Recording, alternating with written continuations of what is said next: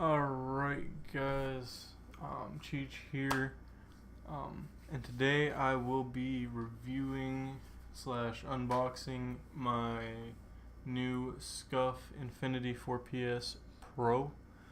I've had it for 2-3 days now, and I'm telling you what, I have not picked up another controller except to put it in the drawer since I got this thing in. So I'm gonna act like this is the initial unboxing even though I've already opened it. But here's the box. Scuf Infinity 4PS Pro, professional gaming controller, blah blah blah. Can't read it backwards. Alright, so you can take the box, you're gonna push it out, you're gonna pull the sleeve off. So now that I've got that sleeve off, you can just slide the box open like this, and there's some paperwork in here. So we're going to grab the paperwork. There's a user manual, a Team Scuf sticker, and just a welcome letter from the CEO of Scuf. So we're going to set that aside, and when you first look in the box, this is what you will see. See your controller, and you'll also see this little piece, which I'll show it to you, and then I'll set it aside. I'll show you what that does in a minute. Alright, so I'm going to take the controller out, and here's the controller. You can see the paddles on the back, and you can see that the Infinity Pro has already worn off. The writing isn't that durable, but as far as the overall durability of the controller, I could care less about the writing. Like, who gives a fuck about that? Alright, so underneath the controller in the box, there'll be two things. There'll be this baggie, which is the EMR mag key if you selected that option, which allows you to remap your paddles to any button that you want them to be. And the other one is this. It is trigger extenders and a Scuf Allen key. You'll need these if you chose to get the adjustable hair triggers, trigger extenders, and trigger stops. If you didn't select either of those options, neither of these will matter. Alright, so the thing with this piece that I was talking about, I'll try to hold it to where you can see it, but this is for changing your thumbsticks. So if you ever break a thumbstick, ever want to just change up your thumbsticks, put this on, turn it like maybe a third of the turn counterclockwise, and then you just grab your stick and pull it right off. And you can see the innards of my controller there now, and you want to separate the ring and the stick. Alright, so now let's say this is a new stick. If you look on it, if you can see, there's a Scuf logo. You want the arrow on the Scuf logo pointing towards the bottom left corner of the place where you put the stick. So you just line that up. Alright, and then when you get it in there, you want to give it one hard push down. You'll notice that it sets in place. You take your Scuf ring, I think they call them infinity rings, slide it back on, put your little tool back out on top, and turn it, and it clicks in. Alright, so other than that, the paddles, they're very easy to slide off. If you look, I can just push that up and I twist it to the outside. So if I decide, like if I'm playing a game like Grand Theft Auto and I don't want to have my paddles, but I don't really want to switch controllers because I like the feel of the grip and everything on this, I can just keep this one, take the paddles off, don't have to worry about having anything there for my hands to hit. Because I was actually playing GTA the other day and I accidentally hit triangle and got out of the helicopter in the middle of the heist, and I was the pilot. So, yeah. But I'm just going to slide these back on, try to get it to where the camera can see it. But you want to line it up on the outside first, and then you click it down. You heard it click, and then you just slide it into place. Super easy. They do fit pretty snug, so you don't have to worry about them sliding off when you're gaming, but they're very easy to take off if you ever need to change them, or just remove them if you want to play with one paddle, no paddles, whatever. Which I don't know why you buy a Scuf to play with no paddles. The other thing is the paddle position is very comfortable. It's like right where my middle fingers would naturally sit, so I can just click them easily. Alright, so you can see that I have my PlayStation on. Let's start it up and log in here. Let's launch up Destiny. Right, so if you can see, if you can see right there, there's a little piece that's twisted around that makes my trigger a lot shorter. That's what this little key's for. I can take that Allen key, turn them 180 degrees in either direction, and the trigger stops will be off. What you need for like GTA and stuff when you're driving. Another thing I will suggest, if you do play Destiny, is go into your settings, go to accessibility, go to button assignments, enable custom button assignments, and then switch L1 and L2 and R1 and R2, and it'll automatically switch the L2 and R2 to L1, R1. So once you do that, you're gonna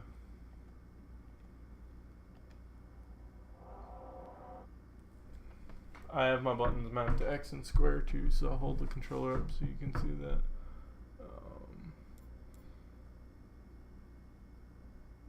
We'll just log in on my Titan. Yeah. So you see I just clicked that one's X and this one is square. Alright, so I'm gonna go into my settings and I'm gonna go over to the button layout. You can run whatever button layout you want to, but you just want to hit square so that it makes R1 and L1 your aim and shoot, and it makes L2 and R2 your grenade and melee. Now where you've switched those in the actual PlayStation settings,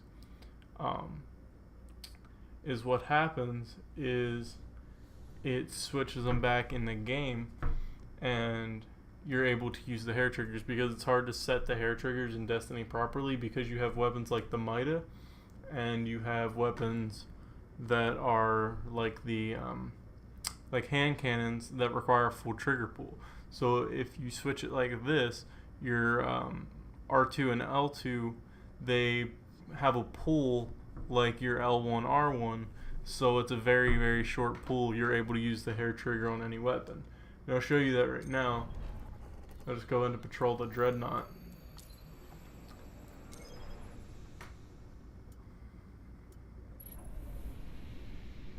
So as I'm loading into patrol the Dreadnought, I can show you how to map these buttons real quick.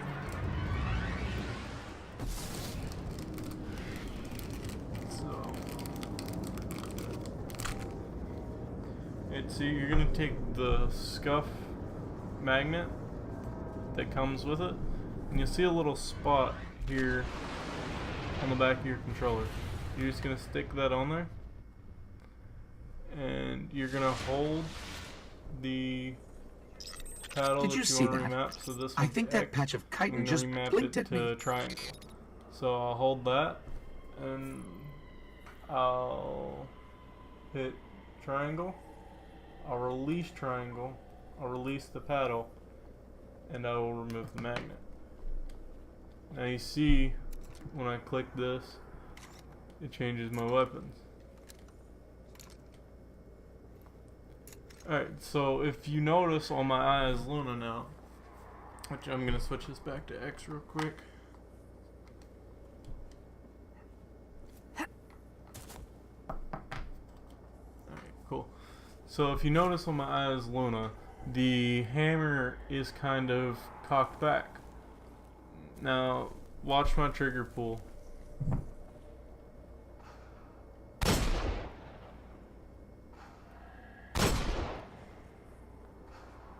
Just that much. And she shoots. Tap my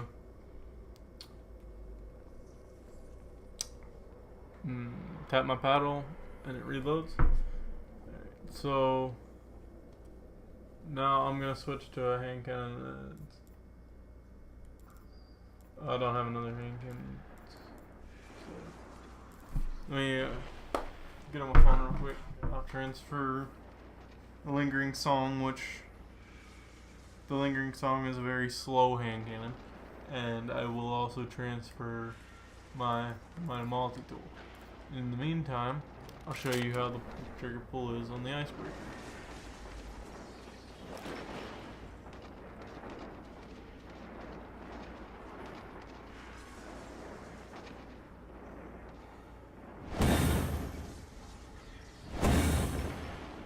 Alright, so on the Icebreaker, I'll aim in here, and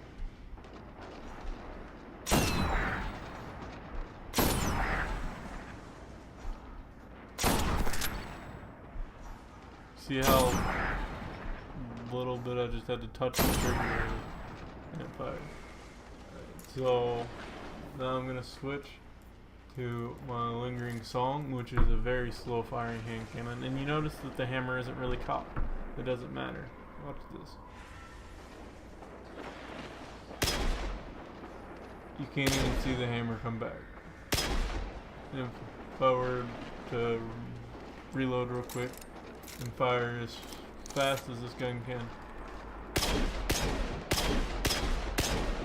that's faster than you can normally fire a Lingering Song. So that's a good thing.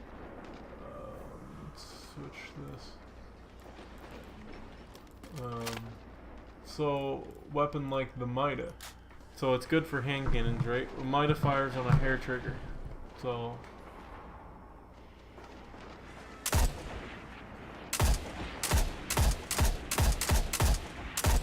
just that little bit of motion. I'm not even hitting the trigger stop. And just fired a full clip. Here's something slower firing, like the Jade Rabbit.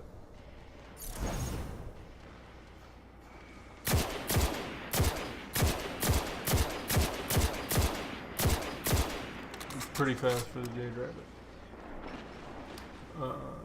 No Land Beyond, same thing.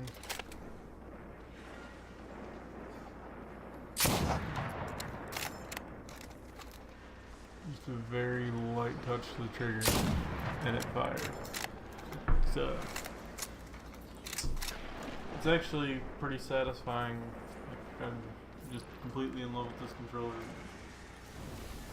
I have it set for jump and revive, mainly exploration, Charles kind of build.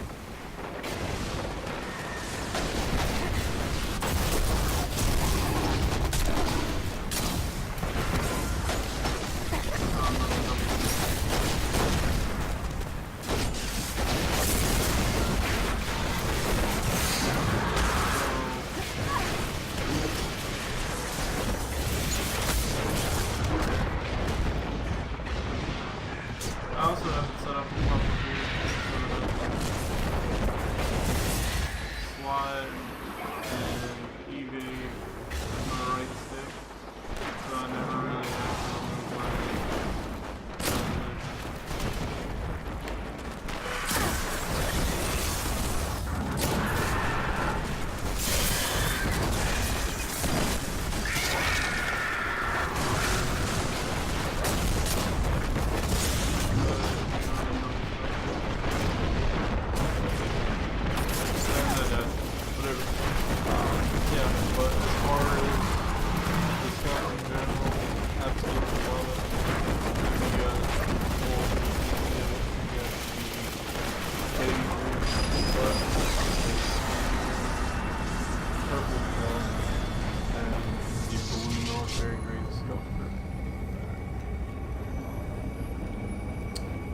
a very lovely controller.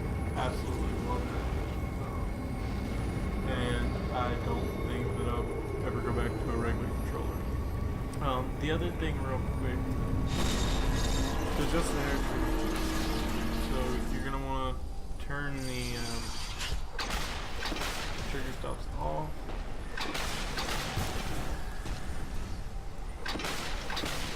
Turn the trigger stops off.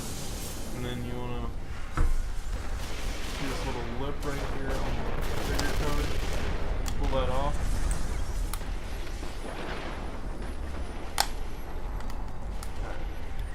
So you pull those off and you grab your little Allen key right here. And if you can see, there's a little itty bitty screw right there. So you just stick the Scuf key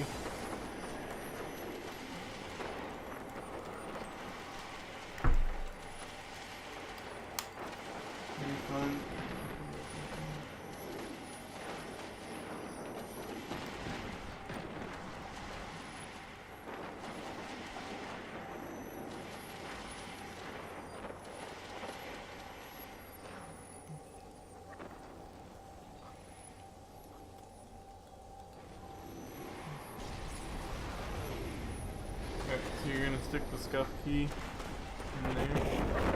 There. You're going to stick the Scuf key into that hole where that screw is, and you're just going to tighten it down until your weapon fires, and then go a quarter of a turn back at a time, and until all your weapon fires on there. But not going to adjust it for Destiny because I already have them set up pretty well. The other thing is, some people prefer it. I don't really like them, but there is these longer trigger guards. Just the controller down. So here is the R2 that I normally use, and here is the R2 trigger extender. You can see that's a significant difference from its places. Well, it's a little bit over twice the size, I believe. So to put this on, if you decide you want it, you're going to make sure that your trigger stop is off. You're going to remove the old one, like you saw me do, and then you're just going to slide it in and pop it. Same with the L2. You're just going to slide it in. Okay, that's quick. You're good to go. But look how long this trigger goes. That's really like that. So I'm going to take those back off.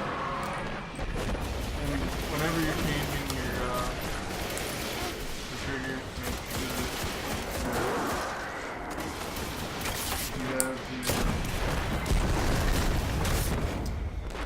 the trigger stop turned off so that the trigger doesn't go into motion and slide it in like that.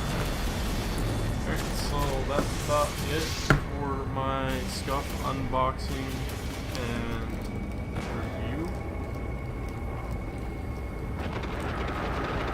So yeah, that's the Scuf Infinity Pro. They upgraded a bunch of shit from the Scuf Infinity. I don't know what they upgraded. The Scuf doesn't pay me any sponsors. I don't really care to do research on this one, but a lot of people say that Scuf changed a lot of shit in the Infinity Pro because it's a lot better, blah blah blah. I don't know where that's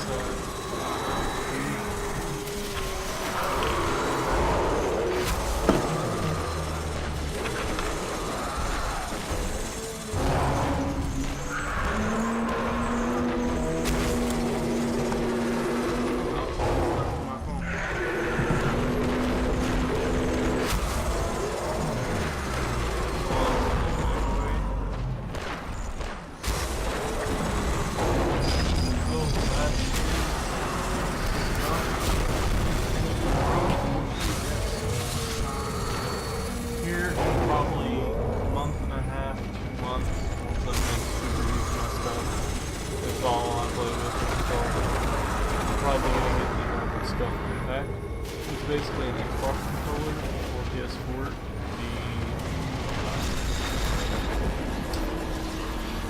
The sticks are symmetrical. Like the PS4 controller has the touchpad right here, like the PS4 controller. I'm gonna get a control disc. I wish I would have done that with this one, because I didn't realize you can actually take the control disc off and have a regular D-pad if you don't like it. But I'd had to send my controller back in to get it now because I don't have the holes for it.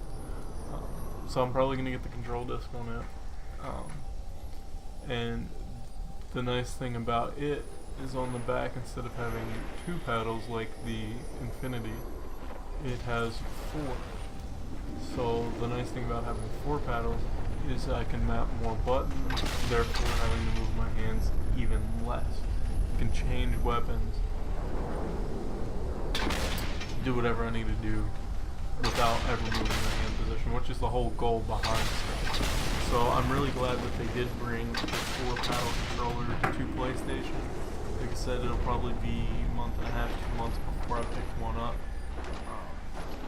But any ideas on color schemes or anything, just leave it in the comments below.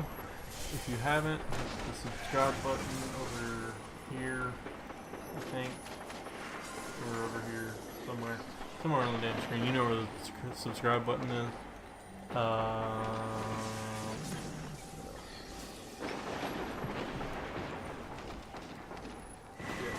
So yeah, if you got any ideas for color schemes or anything for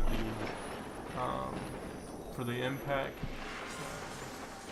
please comment in the comments below, and if I get enough comments to build the whole controller around that, I will build the controller for you guys. So again, here's the controller. Hope you guys enjoyed, and